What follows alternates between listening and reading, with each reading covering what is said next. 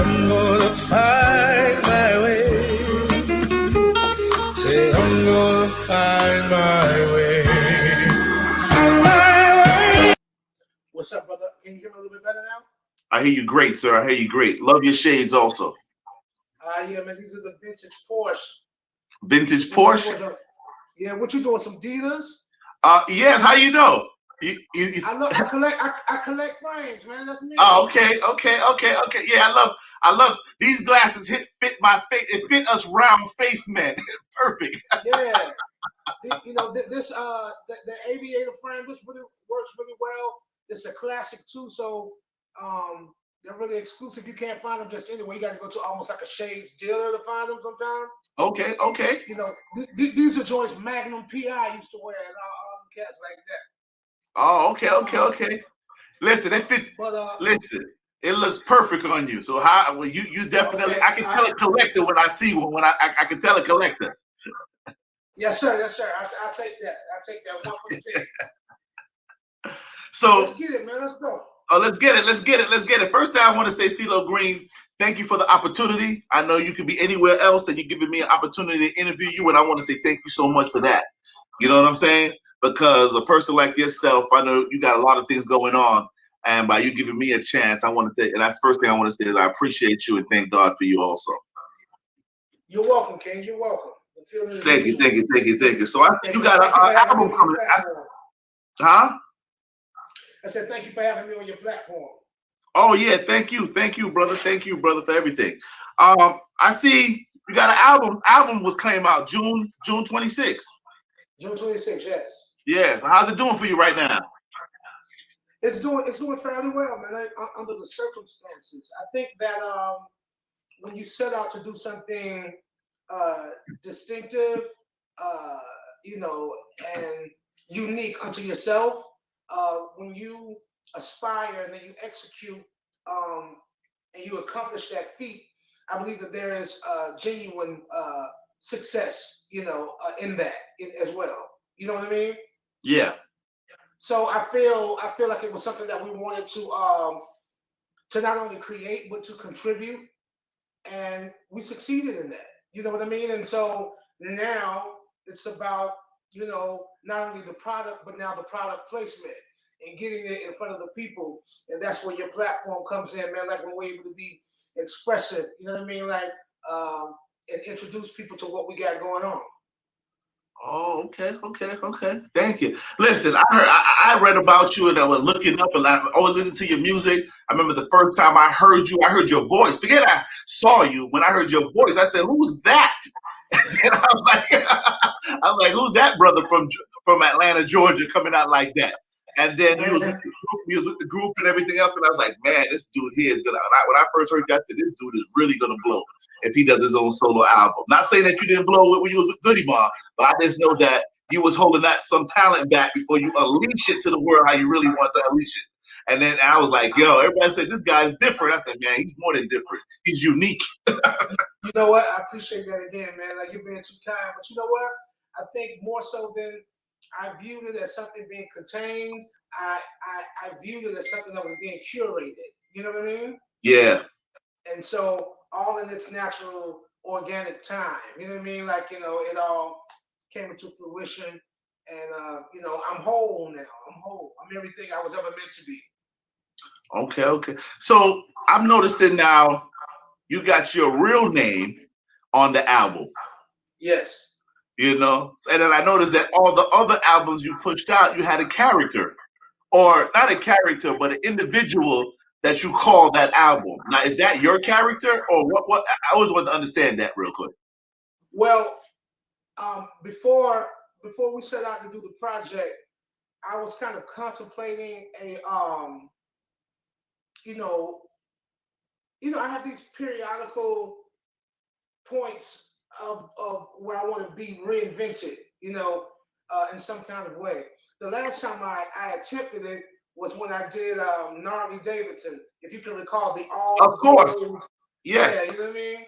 So, I was really on one and I was way out in left field, to amuse myself, but also to be adventurous, make it advantageous, all of those wonderful things, man, that make uh, you know, artists, who they are. So, so with this, I was thinking about, I'm like, yo, I'm feeling antsy again. I want to do something different.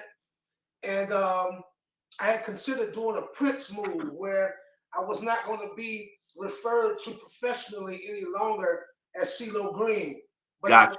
I would then go by my given name, Thomas Calloway, because I figured, at this point in my career, I am of age. I'm an elder statesman. I'm an OG. Yep. A founding father of Southern music in general and Southern hip hop. So, now at this midway point in my life and career, everything should be, for the legacy now. And so the legacy is in the last name. So I thought about just being referred to from this point on as my given name, as my grandfather was. We only refer to my grandfather as Calloway. You know what I'm saying? So I thought that was really distinguished. You know what I mean? It sounds gentlemanly. You know what I mean? Very mature and wise. You know what I mean? And so yes, Mr. Calloway. Yes. So you also want that maturity and wisdom to reflect in the music itself. So it was fitting. So I didn't really know, because when we started to do this project, I really didn't know that we were doing a project on myself. I thought that I was going down to Nashville, working with my producer and collaborator, Dan Auerbach from the Black Keys. And initially the invite was to just come and write. You know what I mean? Like, he sent down an acknowledgement saying that he appreciated my pen and thought that probably we could get in the room and come up with some useful material. Thought that we could just be, proactive, and in that kind of way. And then ultimately he was like, yo, these are some pretty good songs. I wonder, would you mind coming back once more and demoing these songs? And so what you're hearing is me just kind of casually, nonchalantly singing songs that I had co-written with someone, but not for myself. And so therefore, I still was at that point of where I wanted to, do something different. And so I figured CeeLo Green as Thomas Calloway would be appropriate for the project, although I didn't know that this would be my next formal project. You know what I mean? So you almost like stumbled into it then, you more likely. I stumbled into it, really. And so Thomas Calloway writes the songs that CeeLo Green sings. So Thomas Calloway is more of the introverted side of myself, and CeeLo Green is, of course, more extroverted. And me being a Gemini, that's the duality that I deal with in real life. So you're a Gemini and you're an introvert? No, I'm a Gemini, and there's a part of me that's introverted, but there's a part of me that's way, way, way extroverted. Way out there. So you said something that I just took part on the interview right now, and you said you were doing a situation like Prince for your name. Now, do you own the name CeeLo Green, or did you do that also for action on a business sense? Say, you know what, I'm gonna go with my name. I own this name. This is me. Or do you also own that name, CeeLo Green? I own it. Oh, you own it? Okay, perfect, perfect. Because you know that behind Prince, he did it because they were trying to lock him up and say, yo, you don't own that name. He's like, all right, I'm gonna show y'all. That's right. And he was right too. He was right too, huh? Yeah. So by going to Nashville, was it the best location for you to get all that musical out of you, Mr. Calloway? I'm talking about when it comes to music, Nashville is like Boogie Wonderland. Oh, okay. Like, you're surrounded by music, you know what I mean, and musicians. You're surrounded by an illustrious musical history.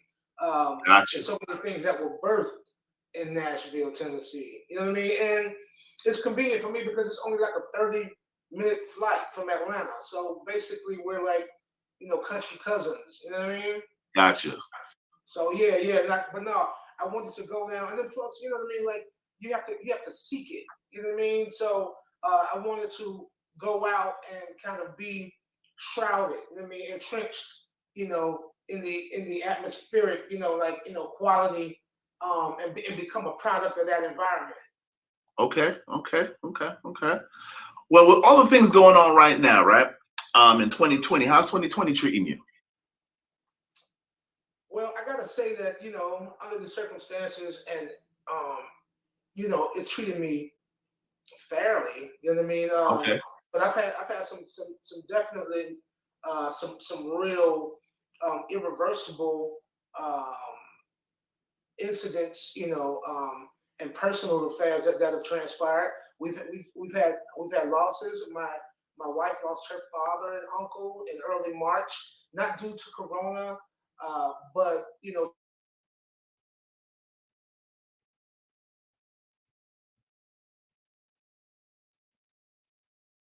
it's no less real. You know what I'm saying? Yeah. And then no matter what favor I've been granted, I'm just I'm a person of the people. And there's always empathy inside of me for those less fortunate.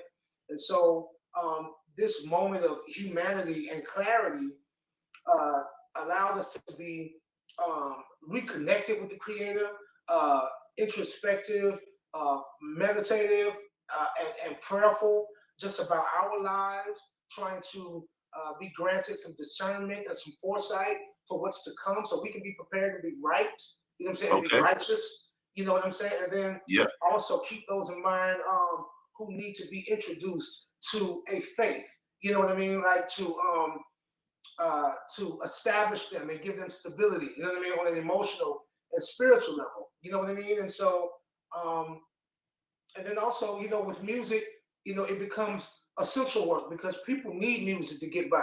I'm one of those people. You know what I'm saying? Like I do music and create music for cathartic reasons because I need to be expressive. You know what I mean? And I need to be open, and I need to be honest, and I need to be heard, and I need to be understood and loved and embraced. You know what I'm saying? Gotcha.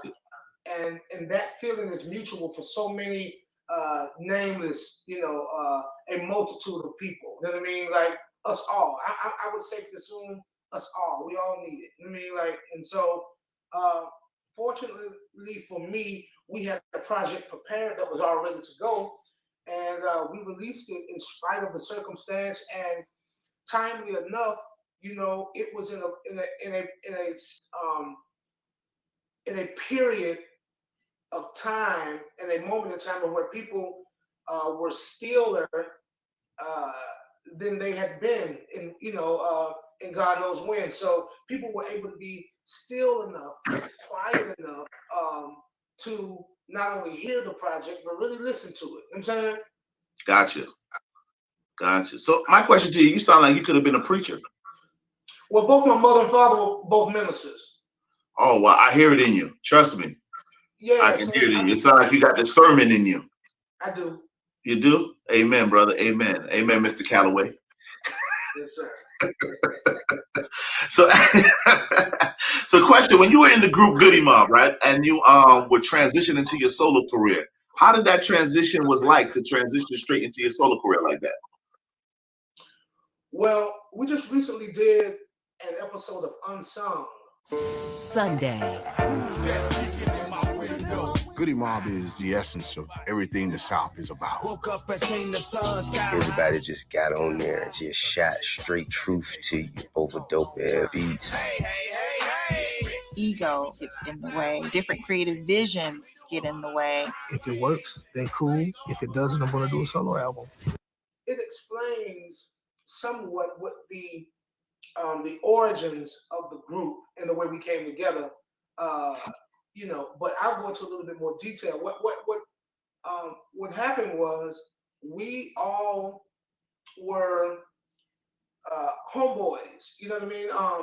Some of the group, and then some of the Dungeon Family Collective, I go further back with. Like, let's say, for example, being Andre 3000.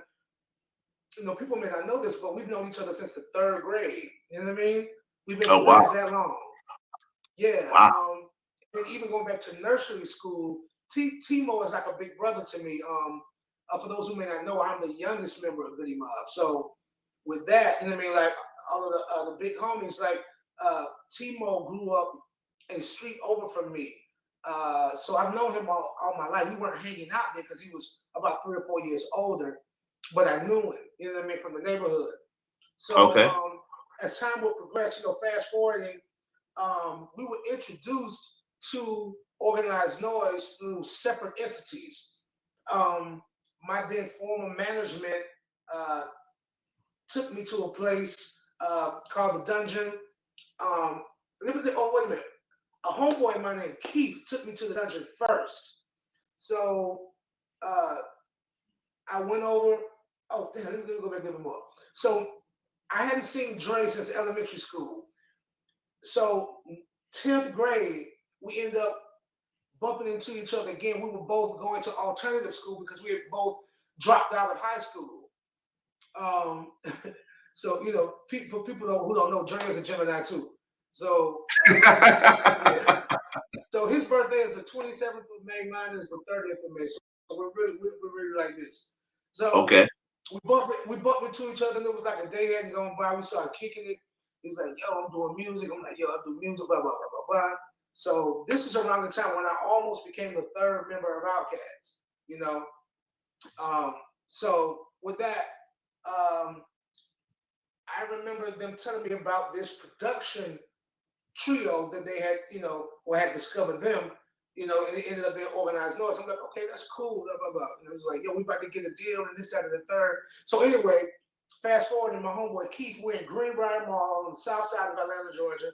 My homeboy Keith recognizes the homie Marquez Etheridge. Now, Marquez is the gentleman who wrote Waterfalls for TLC. Oh, wow. So he was young in the game then, but of course, he's original first generation Dungeon family. So he was on the payphone, and him and my homeboy Keith knew each other from somewhere. He's like, "Yo, my homeboy CeeLo sing, and he can rhyme too." So I sang for him, I rapped for him. He was like, "Yo, it sounds dope." He was like, "I'm actually trying to call the studio right now." He's like, "But the music's up loud. They're not answering the phone, but I know they're there." He's like, "Man, I was trying to get one of them to come scoop me up." He's like, "No, we'll take you over there." So we ended up going over there on a humbug. I ended up singing for Sleepy Brown and rapping for him. And next thing you know, Rico Wade walks in the door with Dre and Big Boy.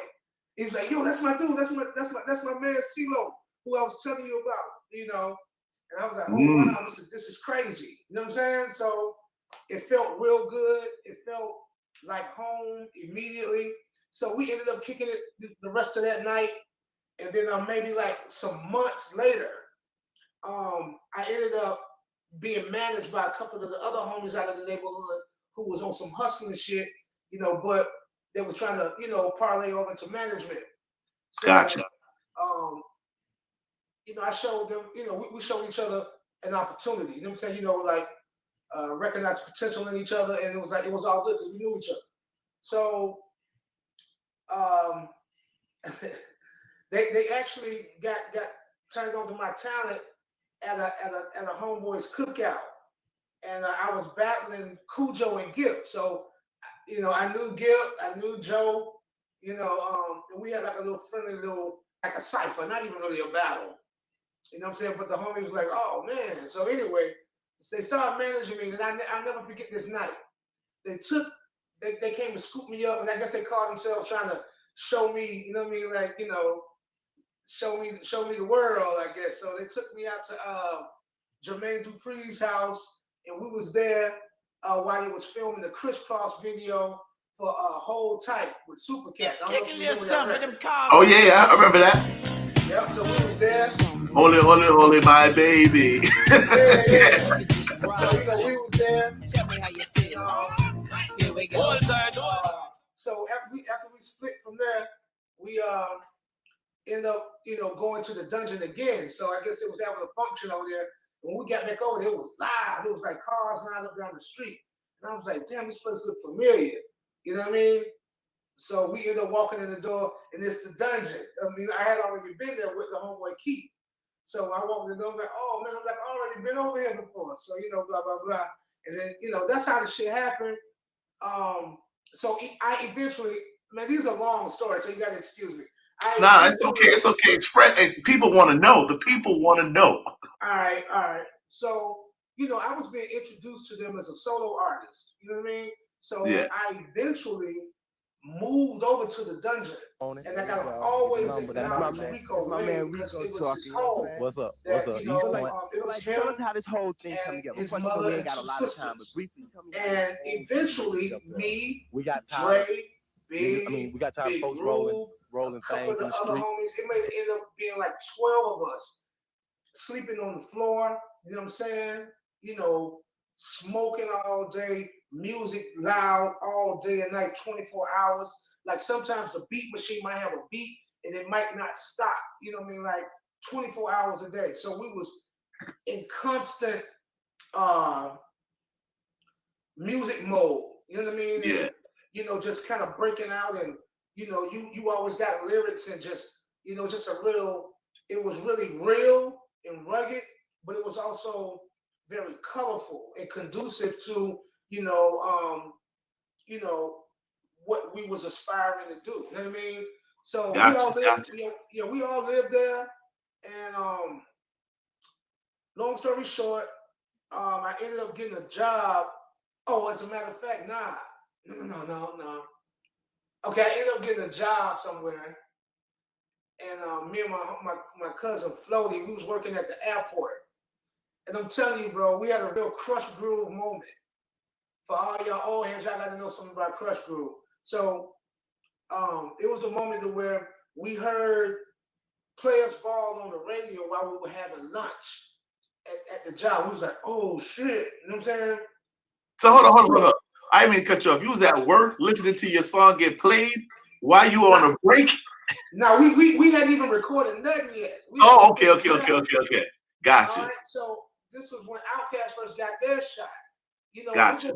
So now I'm trying to fast forward a little bit because even before we were still when I first went over to the dungeon, I saw them. Nothing had happened. It was just the homies. Everybody was just congregating at the dungeon. Gotcha. So a little after this, they got their shot on the LaFace Records Christmas album.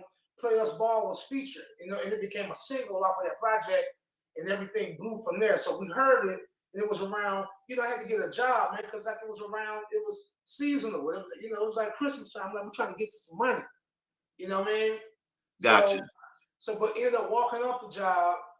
That was in the process of recording Southern Playalistic. Rolled out to the studio one time.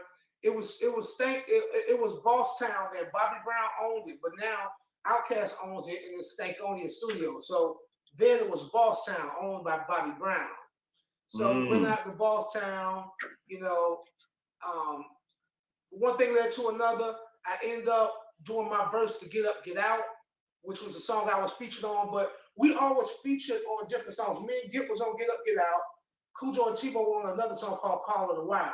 So we weren't recording collectively as Goody Mob or calling ourselves Goody Mob at the time. Goody Mob was such a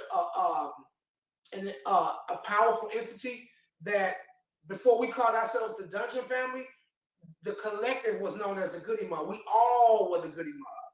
And then it became the Dungeon Family. Okay, gotcha. Okay, so now to the business. The business became this. Outkast blew, giving way to opportunities for everybody else that was waiting in the wings. So Cujo, T, and Gip, they had already been there. You know what I mean? Like, I was kind of new on the block, you know what I mean? And it was the genius idea of Rico Wade to kind of consolidate us all and create a group. You know what I mean? Like, so a functional, more practical way to have us all introduced simultaneously. You know what I mean?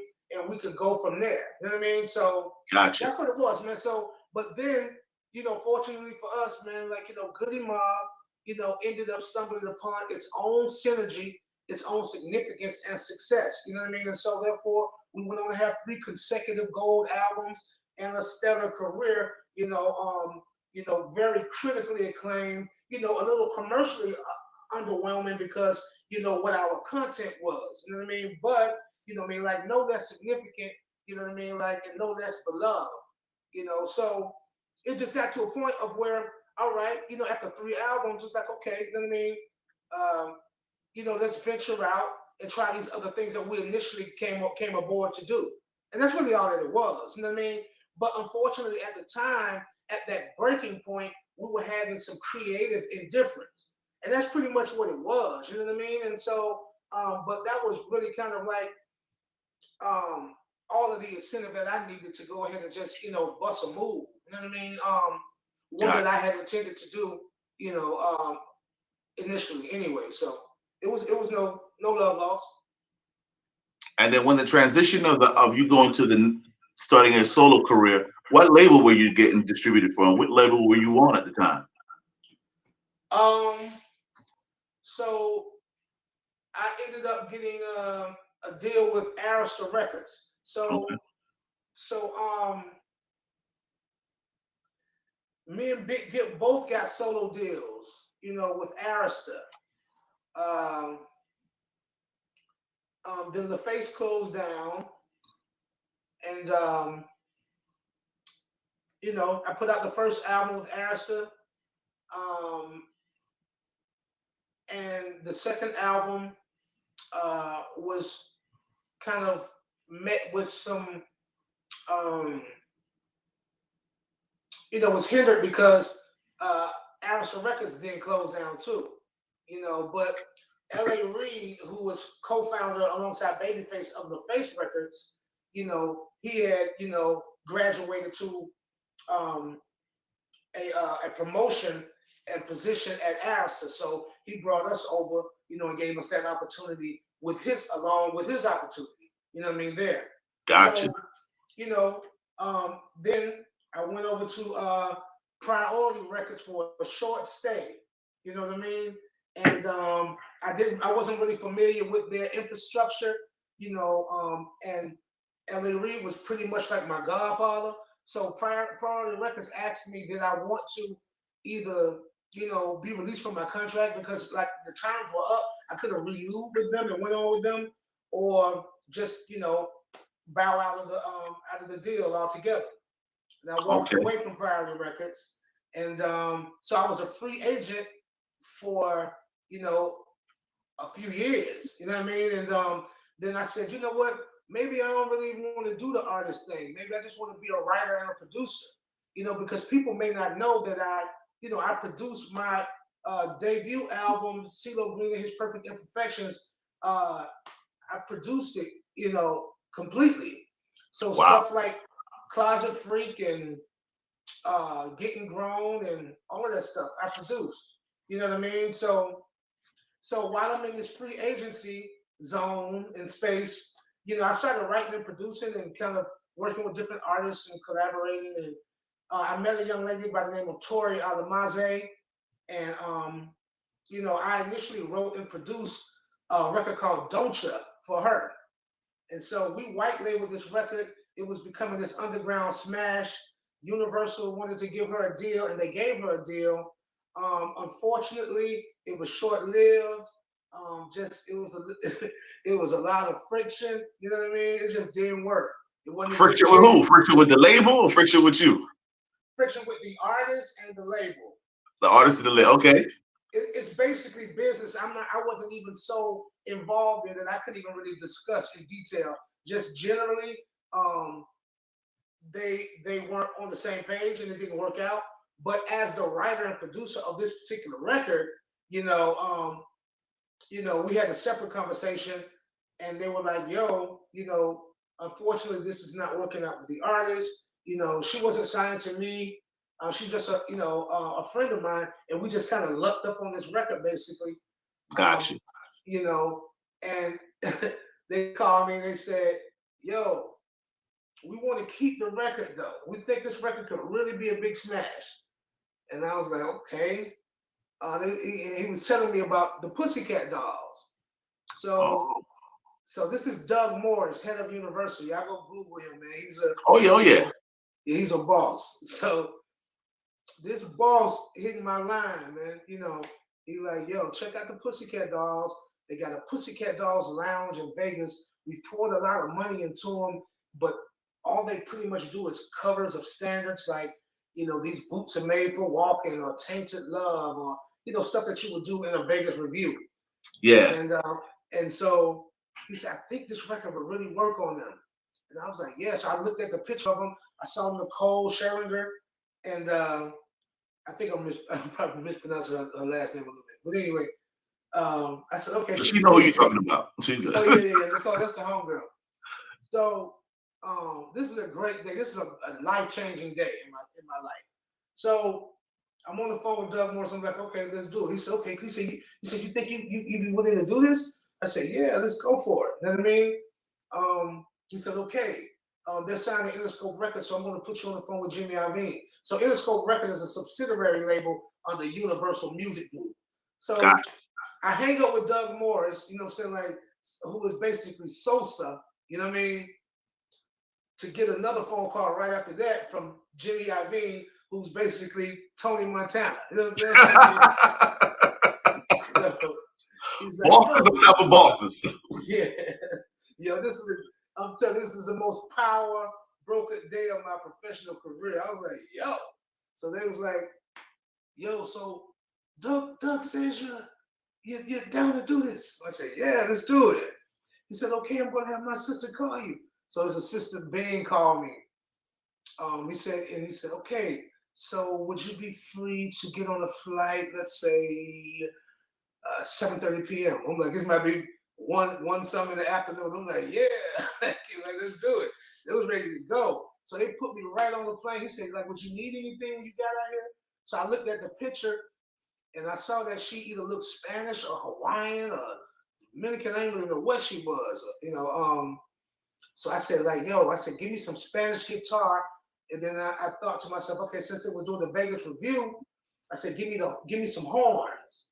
So people would have to kind of go back and listen to Tori Alamaze's version of Don't You, and then, you know, what is now known and as the Pussycat Dolls version. So it's totally different. Okay.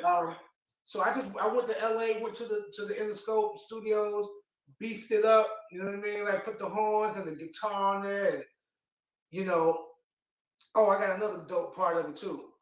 So I noticed that Nicole was kind of like having her way. They was really, really invested in this group. So it was a funny thing. I noticed that anything she would ask for, like, you know, she was really getting it. She was having her way. So I thought to myself, I said, So I get in her ear. I said, you know what would be dope? I said, what if Dr. Dre mixed this record? You know what I'm saying? And she said, you think so? I said, hell yeah. I'm talking about, okay, cool, Dr. Dre's gonna mix the record. I said, oh shit. So she was like the plug. You go to her, do this, she go to there, they get that done. She was the plug, but see, she had love for me because she was like, she said, you don't understand, bro. Like, we used to rehearse to Tori Alamaze's version, the OG version. So she's like a queen bee to us. So they was all familiar with the record. They was like, damn, we love this record so much. And we were all thinking to ourselves, like, damn, I wish we had a record like this. You know what I'm saying? And now we're going to get an opportunity to sing it. So at the time, it was just like, yo, like, this is so cool. And everybody was just so warm and receptive. You know what I mean? Because they knew what they was going to do with it. So, you know, I held up my end of the bargain. I rose to the occasion. I put just the right of difference, you know, just the right addition, you know, of bells and whistles on it. Not too much, didn't change it. Just the right. You know what I mean? Like, and this shit, and of course it is what it is now. So that's the long story about, you know, me being responsible for that record. And a lot of people don't know that. So a lot of people don't even know I write and produce. You know, a lot of people don't know that. Yeah, man. I wrote songs for Beyonce. I wrote a couple of songs for Solange for her first album. A song called Tony and Sandcastle Disco. You know what I mean? So yeah, man. You know, I'm in So the you were writing and you're producing? Writing and producing. Oh man, so you get the 200% all together. Yeah. Who you with? BMI ASCAP. BMI, baby. BMI, baby. Okay, that's what I'm talking about. Shout out to Queen Catherine. Shout out. You know what I'm saying? Because she took care of me. That's a fact. Oh man. Well, I took care of them too, and that's also. Oh, you took care of them too. They became multi shit. I gotta check your stats out. A lot of people don't even know you're a 5-time Grammy Award winner.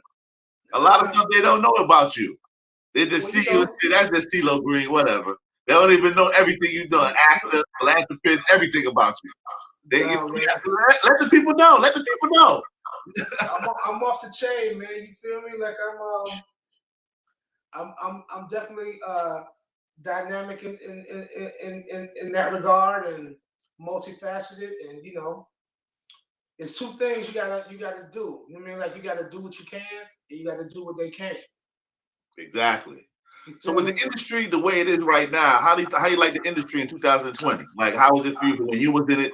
Then when you were doing it from the Goody Mob to your transition now to right now, putting out your album in 2020, how do you like the music industry right now? It's very it's different. I mean, like I do like it generally. This generation of artists, entrepreneurs, I mean, you name it. I mean, like, you know, like they are owning more equity in their art form. You know what I'm saying? Commanding more. You know, even in the event that they do a large agreement with some of the subsidiaries or powers that be in terms of major labels. Yeah. But being able to command, you know, like, you know, getting a bigger share of that pie.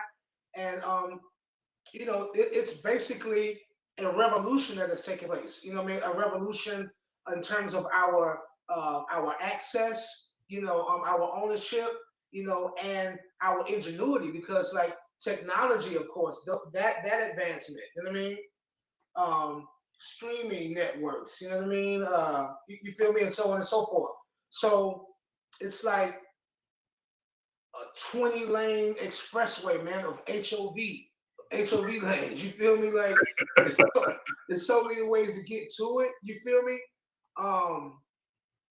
But there's a certain template, and what I can say about the youth is, you know, it's encoded in their DNA because they are, you know, their evolution is equated to the times. That, you know what I mean? Like this is their generation, this is their time. Gotcha. You got guys like me that have to get re-educated and reacclimated. You know what I'm saying? So we come from a different era. You know what I mean? But as far as, you know, contribution, you know, I believe, you know, I'm very safe in saying that Atlanta, you know, has influenced, you know, everything. You know what I mean? And I'm proud to say that we set those bars and we embodied, you know, those examples, and we taught freedom and liberty, you know, originality, you know what I mean, like individuality. We taught those things subconsciously. We spoke those truths, you know, like in the music, you know what I mean? And people were able to kind of adopt that, you know what I mean, like as their own, I mean, like, and then improve on it, expound on it. You know what I'm saying? Yes, sir. So yes, sir. our children here, you know what I mean, like, are reveling in their inheritance. You see what I'm saying? So I'm like a proud forefather. You know what I mean? Like I didn't really realize that I would be at some point because we were so young when we started. You know, in 1994, I was 17, 18 years old. You know what I mean? Like when we came in. So, I mean, who would have known that we would have been the Cold Crush Brothers? You know what I mean? Like, or, you know, the Soul Sonic Force of the South. You know what I mean? Listen, when you guys came out, when Goody Mob came out and did what they had to do, the South said, look, we have a sound also. Thank God. Now we can make some moves. We can make some moves. And when LA Reid, when you guys came out, everybody was like, yo, when Playalistic came out, everybody from the South said, listen, that's us right there. That's us. You know what I'm saying? Because y'all were like almost like the Public Enemy of the South. Because a lot of people listen to y'all music, but when they really listen to it, y'all making some statements that is still current today, right now. Absolutely. You know what I mean? And we most certainly considered ourselves to be activists. You know what I mean? Like civil rights activists, because we felt like we were fighting for the civil rights of Southern hip hop. We felt like we were fighting for credibility and to be counted. You know what I'm saying? Yeah. And everything that come along with the territory. So like our political and social stance was very very frank, very curt, cut and dry, and definitive. You mean like straightforward? Like we didn't really pull no punches, and we got a lot of opposition because of our stated opinions, you know what I mean, and political stances of that time. Like we were nothing like Outkast, you know what I mean? No. Outkast was a franchise and a flagship from Dungeon Family, but in that reference of Public Enemy, if Big and Dre represented Chuck and Flav, then we were the S1Ws. Gotcha. You feel me? I feel you. Yeah, and that's a fact. Wow. And I mean that literally on stage and off stage. Man. Whew. I feel it, what you just said. So, what is the best piece of advice for aspiring artists that you got right now that you would say? Since I see that, and one thing I like about you is when you say you have to acclimate yourself to make sure in the way times are changing, because you got a lot of old heads like, nah, I ain't following the youth. I don't want to hear nothing. But you understand that, listen, now the opportunity is here. I've got to understand how to get on this HOV lane and also multiply my income in a sensible way where I can tap into what's going on and understand this stream to the fullest. And I like how you were saying that. But a lot of old heads like, oh, forget the youth. I don't want to listen to them. I'm not with their music or whatever. And plus, you know where you're at. You're the Mecca. Atlanta's the Mecca. I don't care what nobody tell me. Yeah. I know leaving New York, leaving LA, everybody running to Atlanta to get on. Everybody trying to sound like Atlanta. You know what I'm saying? Yeah, man, you can't do that. So like, because you only digress to stand still. You know what I mean? Yeah. And standing still is the equivalent of trying to play it safe. You know what I mean? So, there's no way to play it safe. You got to stay dangerous. You can't stay safe. You know what I'm saying? You feel me? Like, death will still meet you at your doorstep. You know what I'm saying? Like, death will meet you at the foot of your bed. You know what I'm saying? You feel me? Like, it ain't no way to be safe. You know what I mean? Tomorrow is not guaranteed, brother. Nah, you know what I'm saying? So, you gotta prove that you're a worthy opponent. You know what I mean? Like, because ignorance is the adversary, ignorance is the enemy, and information is the only equality that we shall ever have. You know what I mean? So we have to be in the know. So if the people see me moving around, seeing me be fluid, seeing me be functional, you know what I'm saying? Then they have to then acquire the knowledge on how to access me. You know what I'm saying? You feel me? Sometimes it's the laziness of not wanting to know, more than you did. You know what I'm saying? You feel me? But like, Got you. And so that goes on both sides of the equation, like from the artist perspective and from the consumer's perspective. They got to figure out the new way to access the content.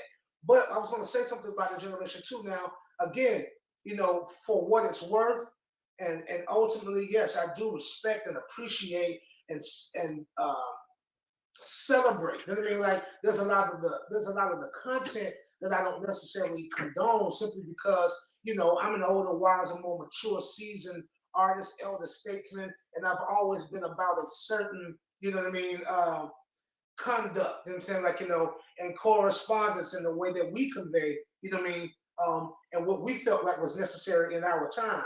So, I just do believe in the power of word, and I do believe that, death dies and life lives on. You know what I'm saying? You feel me? You speak death, you die. You know what I mean? You feel me?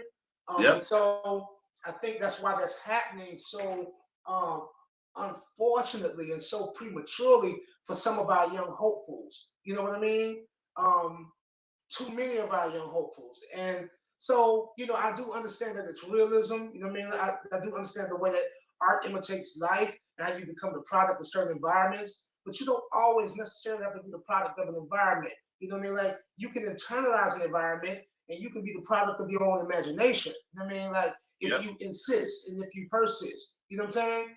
Because intellectual property, properly managed becomes real estate. You know what I'm saying? Like, and the American dream and the African American dream should also be land. You know what I'm saying? So like land is territory. So therefore, like, don't be localized and colonized with the content that you produce. You know what I'm saying? Now, think global, think global, think universal. Go for it. The way but that what I you're did, saying, huh? what you're saying right now is great, but this is the situation. What you're saying took time for you to evolve because I know you were wild at the time, and you were probably a product of your environment. And with you know what I'm saying? So you speaking to the youth now, they're gonna look at you like, "Come on, man, stop that." You heard some of them other stories, honey, when you talking. Yeah, but you evolved. God was with you. You had to pray for their father. God was with you, so you evolved to where you're at. But sometimes you're looking at the youth and you're remembering. Because what I think is a lot of people remembering the youth, they see them and them, and they're like, "Man, I remember I used to do that." And you're like, "I'm gonna show you a better way," but sometimes they don't want to listen. And you're like, "Man, I'm trying to make you don't get bite. I'm trying to make you don't get bite." Because everybody wanna, they want the earn, they want the stripes. And so like, you know what I mean? Like they want to earn those stripes. But like, we going about it. It's just such a, I get it, man. I just care. You know what I mean? Like, it's like, I have a compassion for life beyond myself. You know what I mean? Like, and so I feel like what I had done was civil and social service. I felt like I was doing missionary work. You know what I mean? I felt morally obligated, you know what I'm saying? Because I knew that I was intuitive in a way, and I knew that I was informed enough to where I could lead by a certain example. You know what I mean? Gotcha. And so therefore, that's the thing about knowing that you become cursed. You know what I mean? Like once in the know. You know what I mean? Like, because you can never not know ever again. You know what I'm saying? You feel me? So a lot of the people choose, you know what I mean, unwisely ignorance because, like, you know what I mean, like the general notion is that ignorance is bliss. You know what I'm saying? Like, but there's still repercussion for any dumbass decision you make. Ignorance may be bliss if you're innocently ignorant. You know what I'm saying? You feel me? Not knowingly ignorant. That's right. The problem. But if you choose to be ignorant, oh man, that's hell to pay. You know what I'm saying? But the audience has to be held accountable too. And we always have to be accountable, you know what I mean? Like as a society, as a culture, as a community, you know what I mean? Like as a race of people, because I'm only really speaking to us exclusively, you know what I mean? Yeah. And quite frankly, this is the content that we want. And so therefore, what I was saying was objective. It's not a judgment, but it's an observation. You know what I'm saying? You feel me? Gotcha. Of the playing field and the landscape logistically. This is how it's going. Like, but I gotta say, when I say equity and ownership and advancement, these kids aren't idiots. You know what I mean? Like they know exactly what they're doing, and basically they're supplying a demand. So a lot of these kids are acting more ignorant than they actually are because they're dumbing down, trying to give the audience what it is that they want. You know what I'm saying? To maximize their profit. That's right. Okay, I got you. I see where you go with it. But sometimes to be real, you got to be, you got to authenticate it with some involvement, and some association, and that's that real close. That's that. I don't know if I could do it. Yeah, and that's that if you get caught lacking, you know what I mean? Like get caught up in the twist, man. Like it's tricky. You know what I mean? Yep. It's tricky. Yep. So let me ask you. Trying to keep it real, man. So another thing right now, so with all these battles going on, I'm seeing with the coronavirus out and everything like that, and with all these people having battles online and singers going against the singers and trying to test their talent, who do CeeLo Green would like to do a challenge with? All right. They asked me like one other time, and shoot, I said I said Bruno Mars at one time, Okay. but I think I was just being, I was just being um, sarcastic. You know what I'm saying? Simply because that's like Lil Bro for me, and he co-wrote "Fuck You" with me, so it's like basically. He could play "Fuck You" and I can play "Fuck You." We end up playing the same song. We like, in the battle. And people won't even know. They'll be looking at each other like, hold up, that's Right. single song. They'll be like, no, that's my song. So it'd be like, that'd be a great battle. So that's one thing. But as a crew, you know, these are our comrades too. I mean, like we done did records with RZA, Raekwon, you know what I mean? Like and I'm a big Wu-Tang fan, but like as far as the Dungeon family, you know what I mean? Like I feel like as far as a large crew, the only other big family we could go up against is like Wu-Tang or something like that. You know what I mean? The Dungeon Family versus Wu-Tang. Ooh. That would be huge. That would be huge. Yeah. Cause hold on, I don't think, who Wu-Tang got that can go against you? Nobody. Nobody.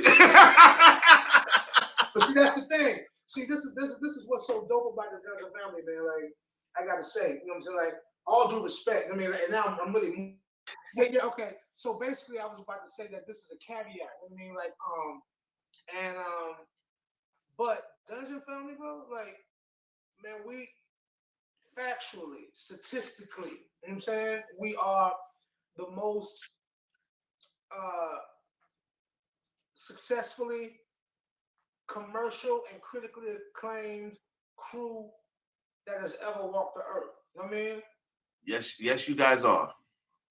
It's just true. You know what I'm saying? You feel me? Like, now, you got some diehard Wu-Tang fans. Like, I'm gonna use them as a cross-reference. You know what I mean? Like me. Like, I mean, like, whether it be Cuban Links or Supreme Clientele, Bobby Digital, Liquid Swords, you know what I'm saying? You feel me? Like, I'm a fan, right? Exactly. But you gotta be a real head and a real, like almost like cult fan of Wu-Tang to know some of them records, some of them album cuts and stuff like that. So if we was like to do a versus, they could play a gang of shit and it'll be Wu-Tang fans be like, yeah, that's my shit. And so like, but it might not translate. But see, all things are inclusive as far as Dungeon family is concerned. When I succeed as CeeLo Green or Gnarls Barkley, that's still Dungeon family. You understand what I'm saying? So I could play "Fuck You," or I could play "Crazy" within the context of that battle, and it'll still be like, damn. You know what I'm saying? Like, and then we still got "Hey Ya," we still got "Bombs Over Baghdad." Oh man, we got Miss Jackson. Who's that looking in my window? Don't even get me to talking, man. So it's like, I think that's why, man, like most would, much rather, just leave that one alone, man. Okay. A lot of people don't really want no smoke with the Dungeon, man. I noticed that. They don't want no smoke, huh? Mm-mm. Damn, man. I need to try to put y'all together, do something. I need to make something happen.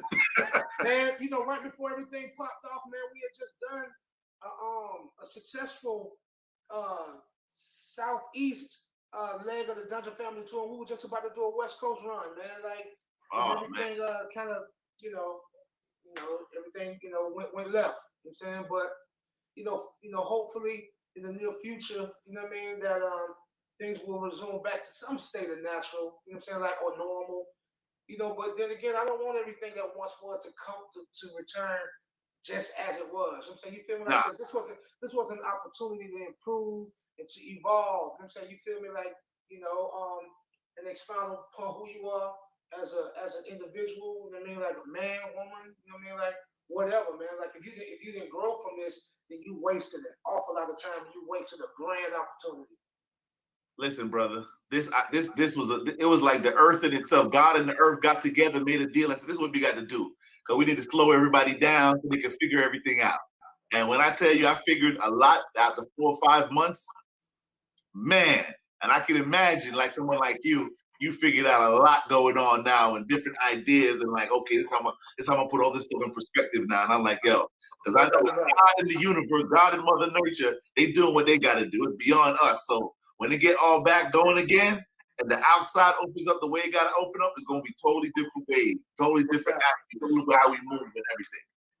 Well, bro, man, I like your style, man. We got a vibe going on, man. We might need to come back and do a part 2 of this. Oh yeah, we're gonna do part 2, definitely.